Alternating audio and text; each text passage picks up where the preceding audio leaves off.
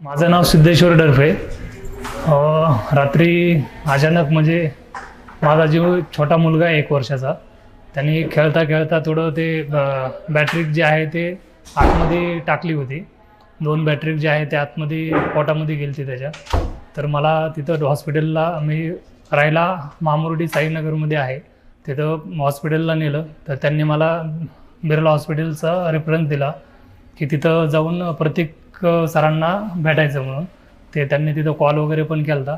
इथे येऊन त्यांना भेटलं. क्विकली त्यांनी ॲक्शन घेतली, लगेच म्हणजे ट्रीटमेंट वगैरे आहे ती चालू केली.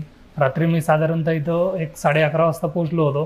त्यांनी लगेच इंडोस्कॉपी करायची गरज आहे म्हणून सांगितलं त्यांनी.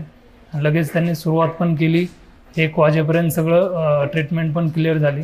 त्यानंतर ऑब्झर्वेशनमध्ये त्यांनी रात्रभर ठेवलं आणि माझा मुलगा आता एकदम क्लिअर आहे.